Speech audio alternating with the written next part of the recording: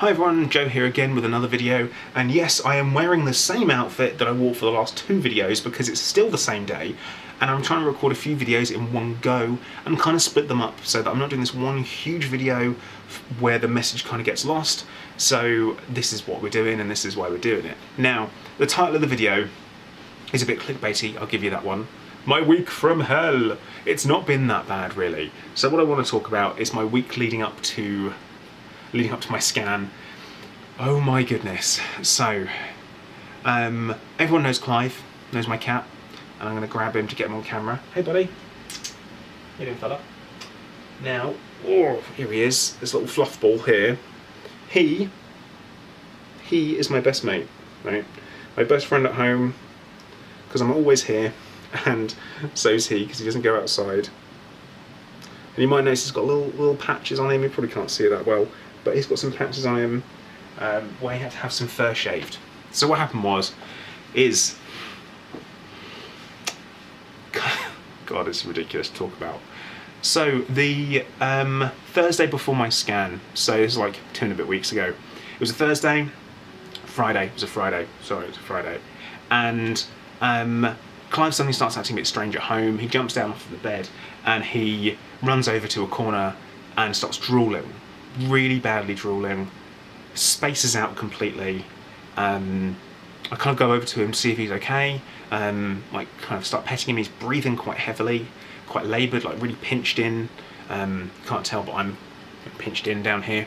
And he's pretty distressed, and he poos himself on the floor. Never does that. Never ever does he do that. Then suddenly, he was okay. Call the vet, get him straight down, sounds like he's had a seizure. At this point, we've got no way of knowing what's caused it. We have blood tests done, so they have to sedate him for that, and then they have to shave a big chunk out of his neck, and then to get the blood because he is non-compliant. And this is totally weird. You just saw how I held him, and that was my choice to put him down, not his. He's a very chilled out cat with us at home. Turns out, other people, other cats, no, he absolutely hates them. So that happened. Then. He was kind of okay for the Saturday, a bit tired, a bit spacey. Then, Saturday night, he started breathing really heavy, panting, like this, but only through his nose, not through his mouth, which apparently is a real sign I have problems with breathing. So we had to take him to the emergency vets on the Sunday. Sunday morning, 7 AM, there I am, cat in a box. They do some more blood tests, they give him some diazepam to chill him out, because they think if he's going to have a seizure, then that's what you do. They listen to his heart and they say rhythm doesn't sound quite right, and his breathing is really, really fast. So he was breathing about 80 breaths per minute, but cats should be about 20. So 4 times faster than it should be. He was really stressed out there. So we took him home and then had to take him to the vet on the Monday.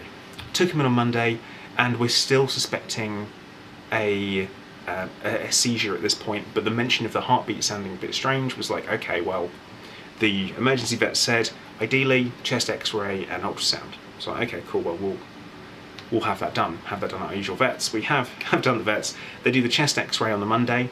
Also on that Monday, I am having to have my hospital appointment, and then my scan on the same day. So we're at this point, and then also my scan get cancelled, and this is whilst I'm on my way there. So I come back and we go and pick my cat up.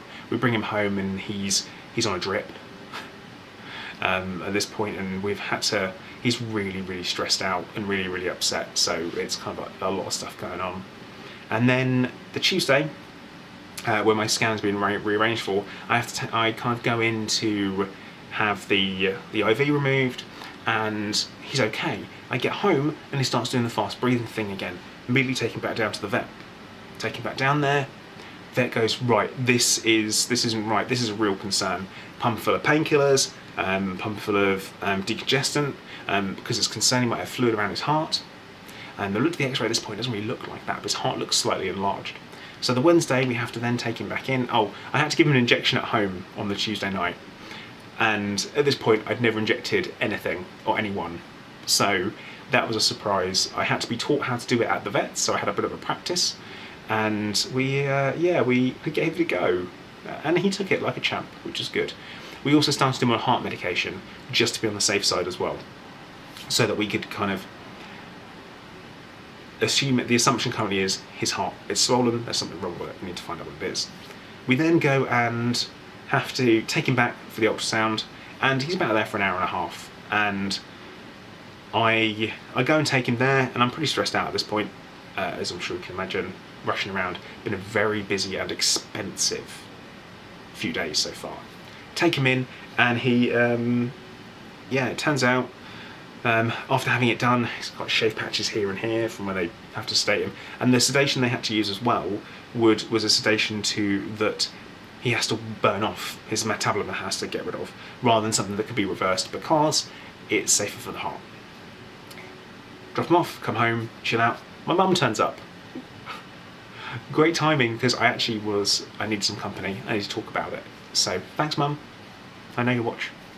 And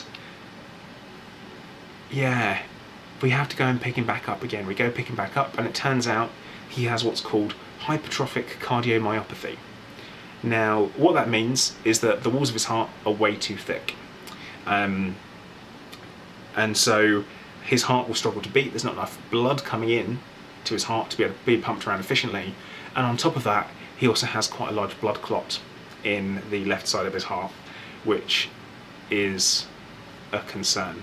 What could potentially happen with that is that blood clot, currently it's too big to leave the heart. That's how big it is, so it can't make it through the valves. But when it does get to the size that it can leave, it will come out, and it stands a really good chance of getting stuck on his aorta, where it splits to go into his legs. So it goes from super wide to suddenly thin, goes into the legs. If it gets stuck there, he's going to be paralysed from the waist down, in agony, and there's a small chance that they can get it to pass and break up, but it's kind of like 80%. Poor guy is going to have to have the long nap, I guess, which was heartbreaking, really upsetting to find out. Then, so we found out, and we got 4 different tablets to give him. He was struggling to eat, he was really off his food as well. So we kind of tricked him with treats and stuff, getting them all in, and Dreamies, oh my goodness, the guy loves them. Absolutely loves them. So we kind of pummeled him full of Dreamies and slipped tablets in there as well. And we kind of got them in there, and we saw some improvement in him, which is brilliant.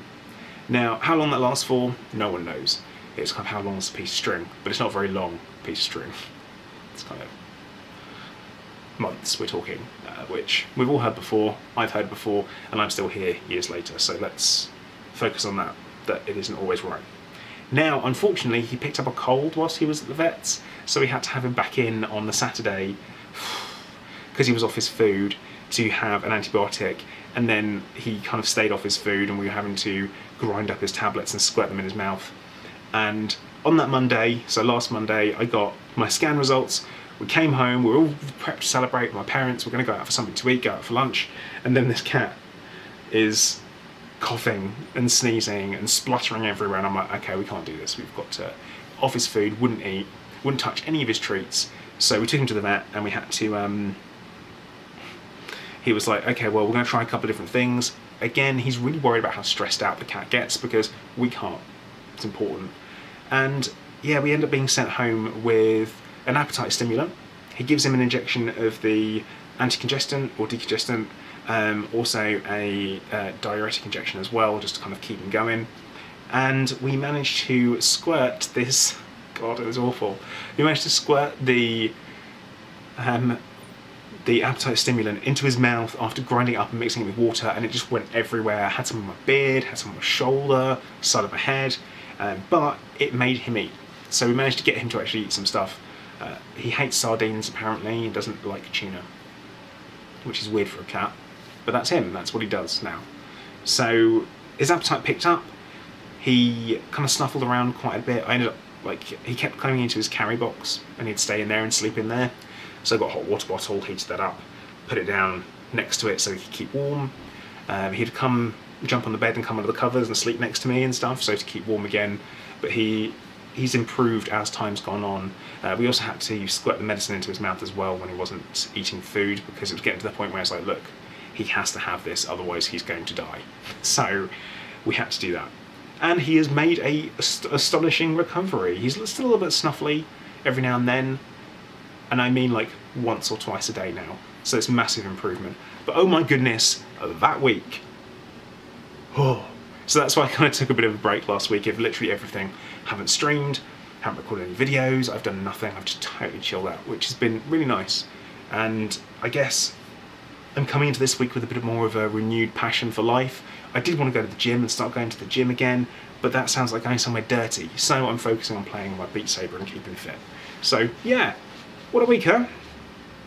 What a fucking week. At least got toilet paper though. So I'm going to say thank you very much to everyone who's been watching. You probably want to know what to type out in the comments. Just the. That's what you got to put. The.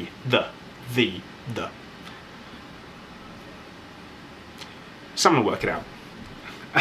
Thank you guys. Please make sure you do like, subscribe, turn on notifications, share it as well. This is life at this point. You know, you might have cancer, but holy shit does life go on. And it does, and it sucks. But it only gets better. Kinda. Well, should I say, it can't get better if you don't keep trying. How about that? But right, I will hopefully see you all in the next video. Speak to you soon.